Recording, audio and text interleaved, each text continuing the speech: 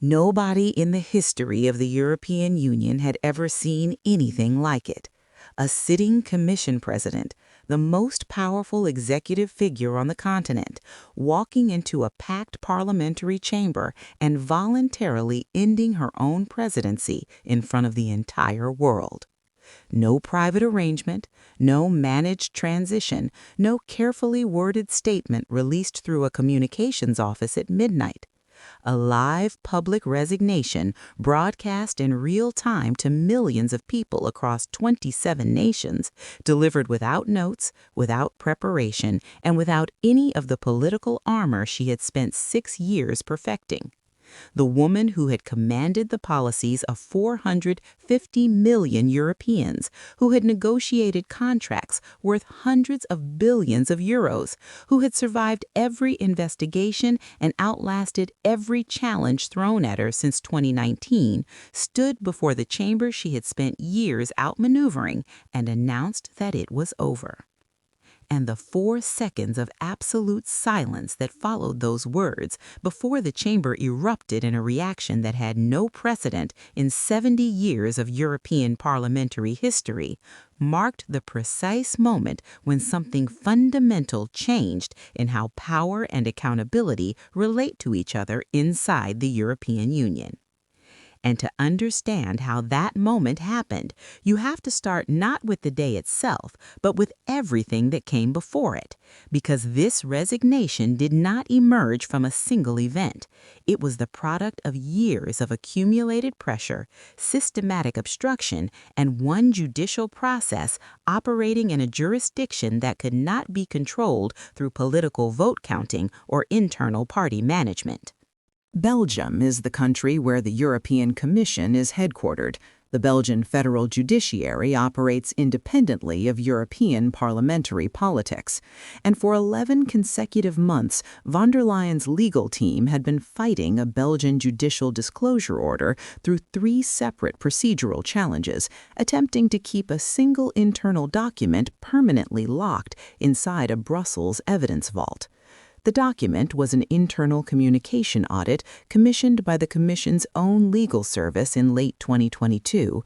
Senior Commission lawyers, privately alarmed about the legal exposure created by the deleted Pfizer messages, had quietly ordered the audit to understand how deep the problem actually ran. What the audit found was significantly worse than they had anticipated, and the document was immediately classified and buried.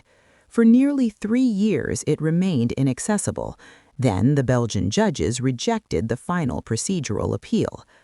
The court's decision came through at 6:47 in the morning on the day of the parliamentary session.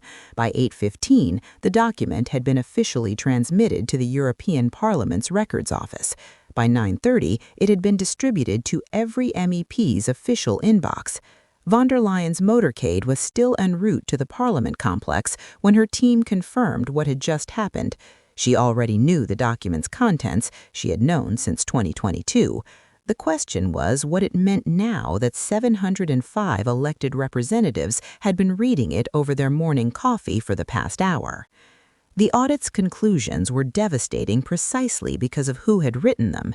This was not opposition research. This was not a leak from a disgruntled insider. This was the Commission's own legal service documenting, in the formal and unemotional language of institutional legal analysis, what had been happening across multiple major procurement processes during the pandemic period. The deletion of messages between von der Leyen and Pfizer's chief executive was not an isolated record-keeping failure. The audit documented a consistent operational pattern in which official negotiations involving public funds had been conducted through personal devices in ways that systematically bypassed the mandatory archiving requirements of European Union transparency law and European taxpayers were entitled to expect.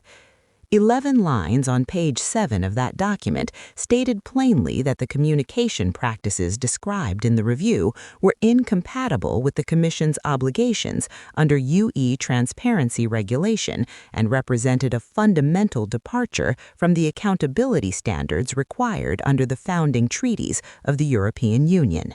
11 lines written by the institution's own lawyers about their own president, requiring no interpretation and permitting no alternative reading. The political consequences of that document reaching every MEP's inbox became visible within hours. 3 days earlier, the Belgian Federal Prosecutor's Office had already issued a statement confirming that their ongoing criminal inquiry into the Pfizer contract had been expanded to include potential criminal liability for the deliberate destruction of official procurement communications. That announcement had already begun reshaping the internal vote calculations of undecided MEPs. The question every fence-sitter had previously been asking was whether voting for censure would damage their relationship with party leadership. The expanded criminal investigation changed that question entirely. The question now was whether failing to vote for censure would permanently associate them with a commission president who was the named subject of an active federal criminal investigation involving tens of billions of euros of public money. Inside the European People's Party, private conversations between senior figures, not press releases, not official statements, but direct phone calls of the kind that happen when numbers stop working and clarity is needed without a record, carried a single consistent message: she had to go. Not because anyone on those calls had developed new moral convictions, but because protecting a commission president from parliamentary censure was one category of political problem, and protecting a commission president from a sovereign member state's federal criminal investigation was a completely different category. Everyone on those calls understood which category they were now in. By the time the chamber convened for what would become the most watched parliamentary broadcast in European Union history, the internal vote count that von der Leyen's own team had been tracking had crossed the censure threshold, not narrowly, not in a way that last-minute pressure or political deal-making could reverse, but by a margin wide enough that the outcome was beyond doubt. Someone inside her inner circle delivered those numbers to her directly. The choice she faced was whether to absorb the formal censure, allowing the permanent historical record to show that the European Parliament had voted to remove her by a supermajority, or to do something no Commission president had ever done in the institution's entire history. The atmosphere inside the chamber when it opened was different from anything veteran parliamentary observers had encountered in decades. The usual low-level procedural noise of competing agendas and partisan positioning was entirely absent. What replaced it was concentrated, almost electrical, the particular tension of a room full of people who understand that something irreversible is about to happen and are waiting in complete stillness for it to begin. Von der Leyen entered through the side corridor and walked to the commission bench without making eye contact with anyone in the chamber. Her posture was controlled, her expression carried the same composed neutrality she had worn through every previous confrontation over 6 years of political pressure. But the journalists and observers who had covered her for years and had learned to read the specific vocabulary of her body under stress saw something they had not seen before. The stillness was not confidence. It was the controlled surface of someone holding everything together through professional discipline, while the internal structure had already given way. Romanian MEP Cristian Teres had the floor within the first 12 minutes of the session. He had spent 3 years building the case that made this day possible, and he used his time with the precision of someone who had been preparing for exactly this moment and intended to waste none of it. He did not revisit procurement documents from previous sessions. He did not repeat arguments the chamber already knew. He went directly to the audit, the document distributed that morning, and read the 11 lines from page 7 aloud into the parliamentary record. The chamber was quiet enough that his voice reached every corner without amplification. When he finished, he looked directly at von der Leyen at the commission bench and asked her a single question: whether she had personally ordered the classification and suppression of that audit after reviewing its conclusions in 2022. The silence that followed was not the volatile, pressurized silence of a room about to explode. It was deeper, the silence of a room that had just understood that whatever answer came next or didn't come ended a presidency. She did not answer. Instead, she began reading from a prepared statement, language her communications team had drafted in advance for exactly this scenario, about the Commission's commitment to transparency and institutional accountability. The chamber gave her approximately 90 seconds. Then the response came. Not shouting, not the charged partisan reaction of previous confrontational sessions. Laughter. Not mockery from opposition benches alone, but the specific, exhausted, disbelieving laughter of people who had spent years absorbing institutional non-answers and had finally run completely out of patience. When members of your own political family are laughing at a prepared statement about transparency, while a court-released document proving the opposite is open on every screen in the room, no communication strategy recovers that moment. And in those seconds of laughter, somewhere in the calculation happening behind her controlled expression, the decision was reached. 18 minutes later, she stood up without being recognized by the chamber president, a breach of parliamentary procedure that told every person in the room what was coming before she said a word. The prepared statement for the censure scenario sat untouched on the bench in front of her.